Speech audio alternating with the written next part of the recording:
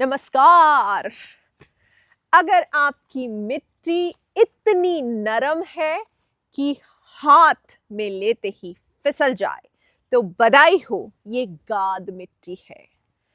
ये मिट्टी सबसे ज्यादा उपजाऊ होती है, लेकिन ये जल्दी बह भी जाती है। तो इस मिट्टी का संरक्षण कैसे करें?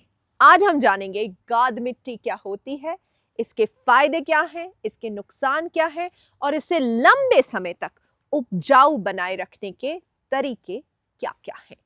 अगर आपकी गाद मिट्टी है तो कमेंट्स में लिख के बताइए। चलिए दोस्तों, समझते हैं कि गाद मिट्टी क्या होती है। गाद मिट्टी बहुत ही महीन कणों से बनी होती है, जो नदी, झील या बाढ़ से आई होती है। ये पोषक तत्वों से भरपूर होती है और पौधों के लिए बहुत फायदेमंद होती है। तो अगर आपकी गाद मिट्टी है तो आप बहुत लकी हैं। इसमें जल धारण क्षमता अच्छी होती है, लेकिन ज्यादा पानी से ये दलदली भी हो सकती है। क्या करना है? टेस्ट करना है। अगर मिट्टी हाथ में लेकर मलने पर चिकनी और मुलायम लगे तो समझ लीजिए कि ये गाद मिट्टी है। और भी इसकी एक खासियत है, जब हम इसे मलते हैं तो ये चमकदार लगती है। समझ जाइए, आपकी मिट्टी गाद मिट्टी है। आइए जानते हैं कि गाद मिट्टी के फायदे क्या हैं।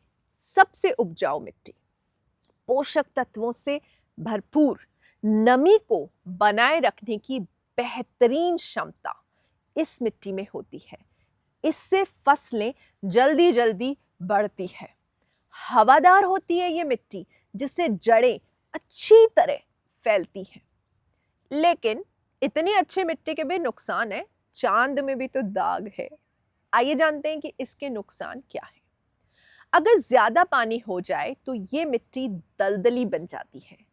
तेज बारिश या बाढ़ में बहने का खतरा ज्यादा होता है।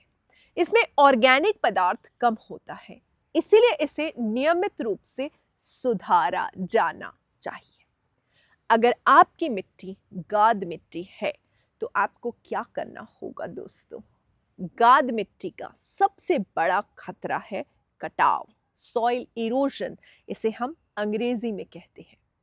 इससे बचने के लिए खेतों के किनारों पर घास, बांस या पेड़ लगाएं तो इरोजन से बचेगी।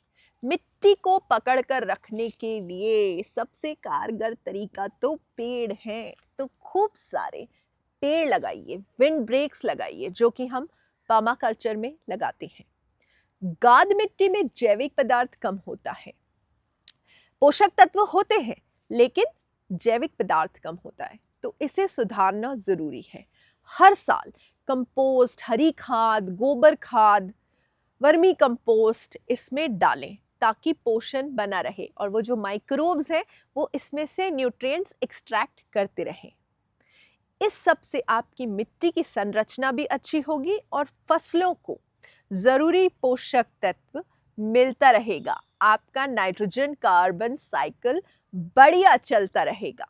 अगर खेत में ज्यादा पानी जमा हो जाता है तो गाद मिट्टी दलदली हो सकती है। खेतों में जल निकासी नालियां बनाएं, जिसे पर्माकल्चर में कहते हैं स्वेल्स एंड बर्न्स। मल्चिंग करने से भी मिट्टी का संतुलन बना रहता है और माइक्रोब्स को बढ़िया घर मिला रहता है, तो वो इसके जो न्यूट्रिशंस है उसको एक्सट्रैक्ट करते हैं। गाद मिट्टी में नमी अच्छी बनी रहती है, इसलिए इनमें कौन सी फसलें अच्छी होती है? आइए जानते हैं। चावल, गन्ना, मक्का, टमाटर, हरी पत्तेदार सब्जियां, ये इस मिट्टी में तेजी से बढ़ते हैं। इन फसलों की जड़ें मिट्टी को मजबूती देती हैं और जल कटाव को कम करती है। तो दोस्तों, मुझे उम्मीद है कि गाद मिट्टी की पर्याप्त जानकारी आपको मिल गई है। यदि आप इसको और अच्छे से समझना चाहते हैं तो प्लीज अपना सॉइल टेस्ट करवाइए। ये मिट्टी उपजाऊ होती है, लेकिन इसे बनाए रखना बहुत जरूरी है। क्या आपके खेत में गाद मिट्टी है तो नीचे कमेंट्स में लिखिए। अगर आप कंफ्यूज्ड हैं तो मिट्टी का सैंपल हमें सॉइल टेस्ट में भेज दीजिए। अगली बार हम जानेंगे रॉकी सॉइल के बारे में, सलाइन या फिर रॉकी सॉइल, और उसे कैसे उपजाऊ बना सकते हैं। अगर आपको ये वीडियो पसंद आया हो तो लाइक करिए। इस तरह की जानकारी में अगर आपकी दिलचस्पी है तो प्लीज़ हमारे चैनल को सब्सक्राइब करिए, और अगर आपके दोस्तों की कुछ और तरह की मिट्टी है तो उनको भी इस सीरीज़ के बारे में ज़रूर बता दीजिए। तो मुझे आपके कमेंट का इंतज़ार रहेगा, और आप हमारी ग्रीन अफेयर कम्युनिटी भी ज्वाइन कर सकते हैं। फर्स्ट कमेंट में हमने अपने लिंक्स भेजे हैं। मुझे आपकी कमेंट, कॉल्स का इंतज़ार रहेगा। नमस्कार।